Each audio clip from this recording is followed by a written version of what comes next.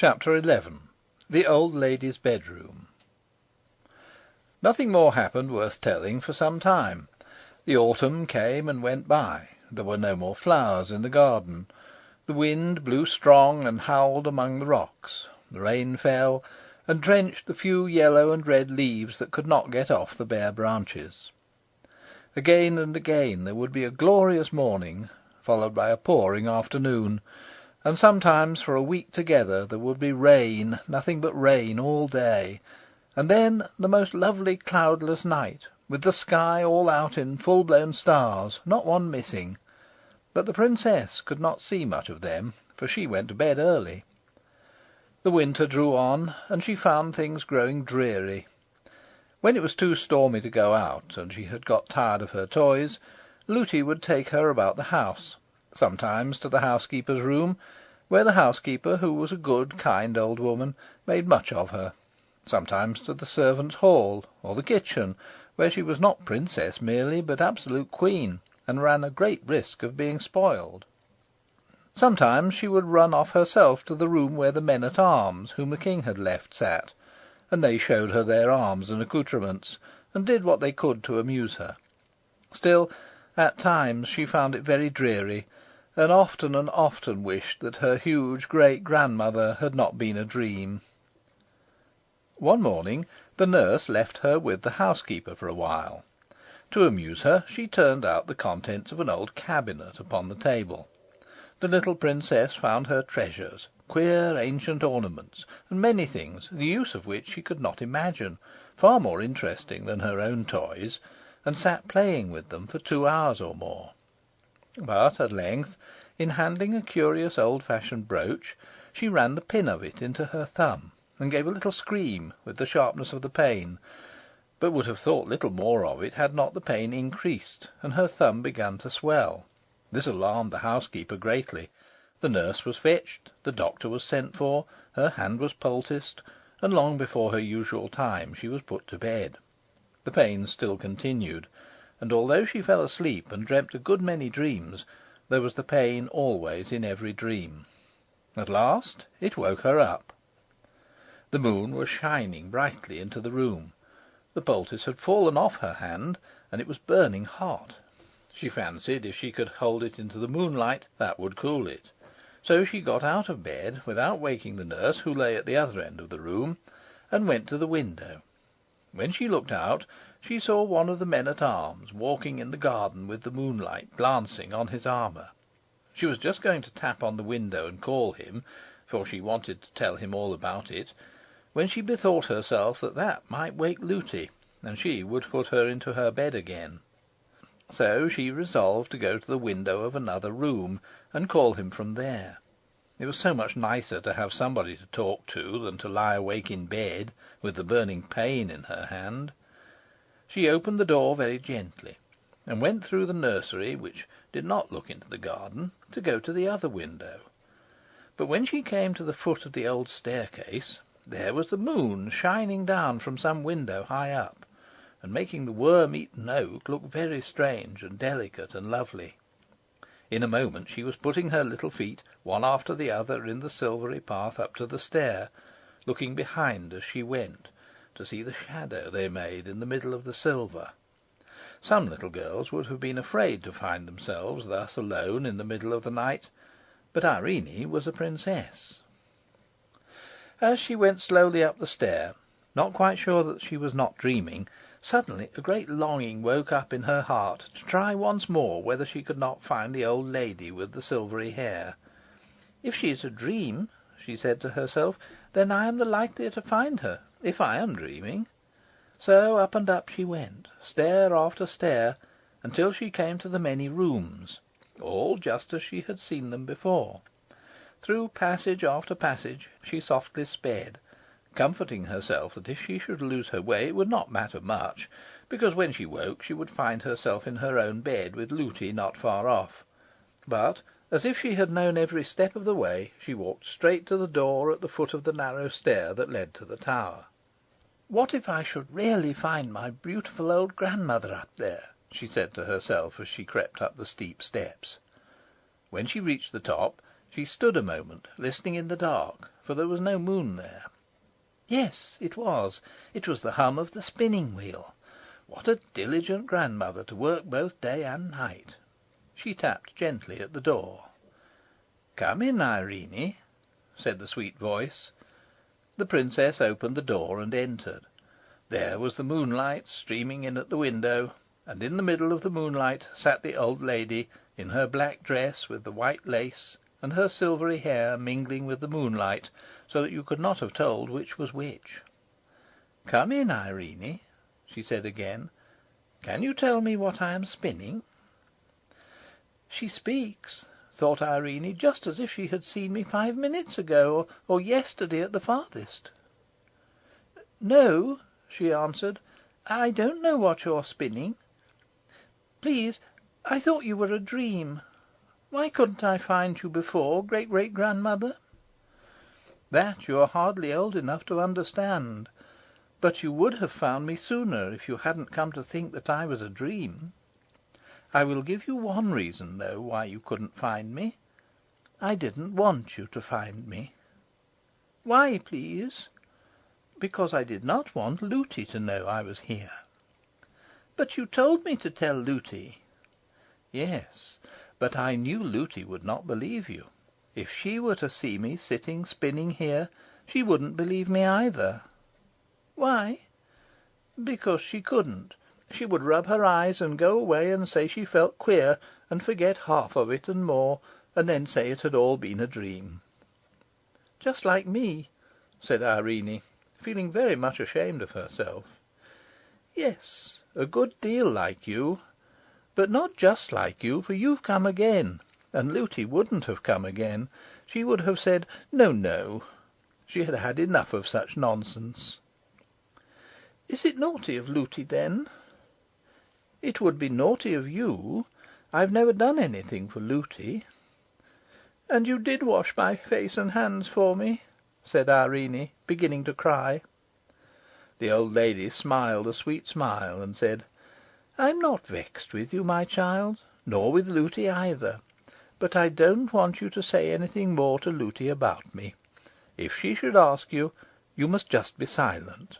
But I do not think she will ask you." All the time they talked, the old lady kept on spinning. "You haven't told me yet what I am spinning," she said. "Because I don't know.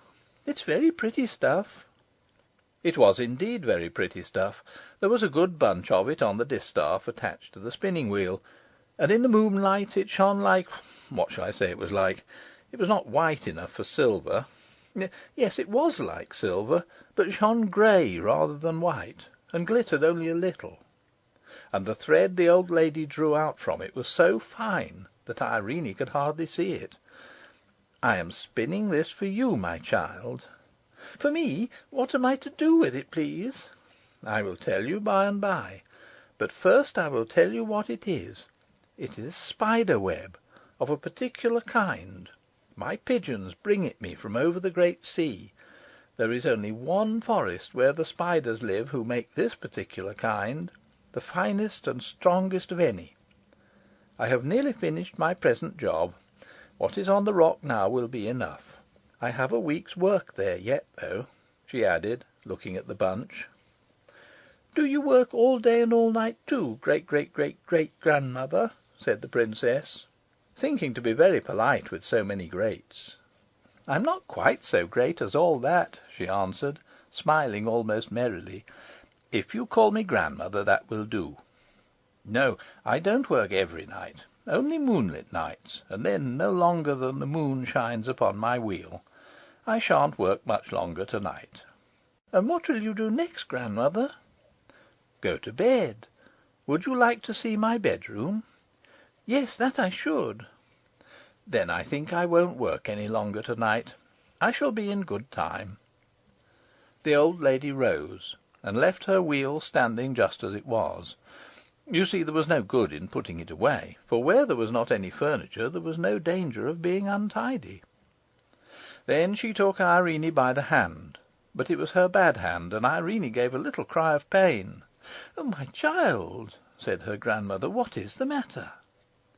Irene held her hand into the moonlight, that the old lady might see it, and told her all about it, at which she looked grave. But she only said, "Give me your other hand," and having led her out upon the little dark landing, opened the door on the opposite side of it. What was Irene's surprise to see the loveliest room she had ever seen in her life! It was large and lofty and dome-shaped. From the centre hung a lamp as round as a ball, shining as if with the brightest moonlight, which made everything visible in the room, though not so clearly that the princess could tell what many of the things were. A large oval bed stood in the middle, with a coverlet of rose colour, and velvet curtains all round it of a lovely pale blue. The walls were also blue, spangled all over with what looked like stars of silver. The old lady left her, and going to a strange-looking cabinet, opened it, and took out a curious silver casket. Then she sat down on a low chair, and calling Irene, made her kneel before her while she looked at her hand. Having examined it, she opened the casket and took from it a little ointment. The sweetest odour filled the room, like that of roses and lilies, as she rubbed the ointment gently all over the hot swollen hand. Her touch was so pleasant and cool that it seemed to drive away the pain and heat wherever it came. "Oh, grandmother, it's so nice!" said Irene. "Thank you, thank you!" Then the old lady went to a chest of drawers, and took out a large handkerchief of gossamer-like cambric, which she tied round her hand. "I don't think I can let you go away to-night," she said. "Would you like to sleep with me?" "Oh, yes, yes, dear grandmother," said Irene, and would have clapped her hands, forgetting that she could not. "You won't be afraid, then, to go to bed with such an old woman?" "No, you're so beautiful, grandmother." "But I am very old." "And I suppose I'm very young. You won't mind sleeping with such a very young woman, grandmother?"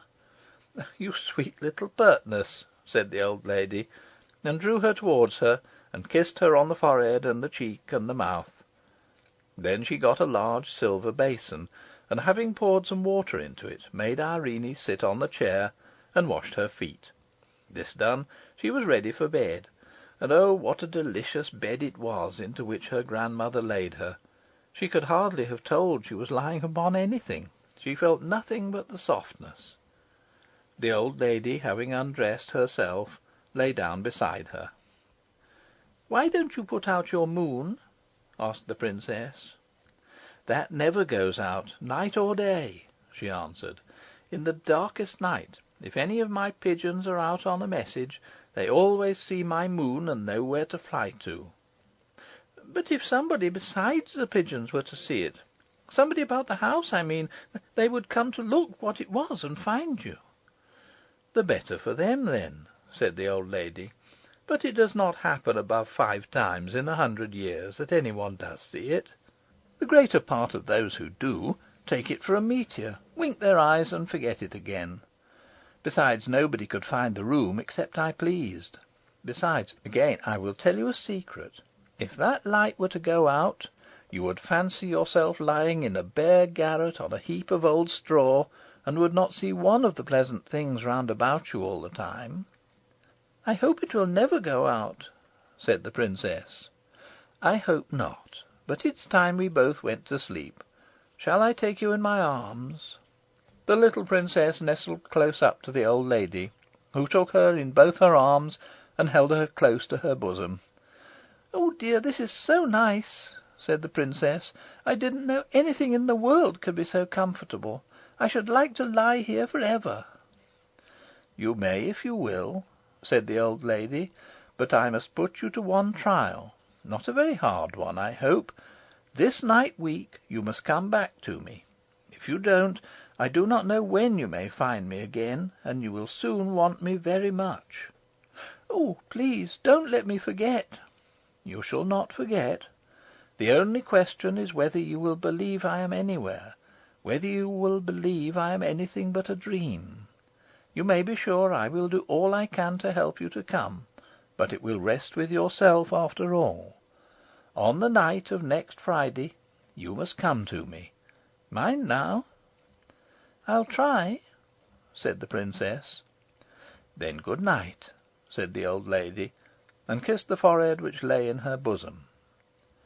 In a moment more the little princess was dreaming in the midst of the loveliest dreams of summer seas and moonlight, and mossy springs, and great murmuring trees, and beds of wild flowers, with such odours as she had never smelt before. But, after all, no dream could be more lovely than what she had left behind when she fell asleep. In the morning she found herself in her own bed.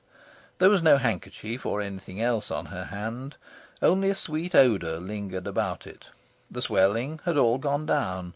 The prick of the brooch had vanished. In fact, her hand was perfectly well. Chapter 11.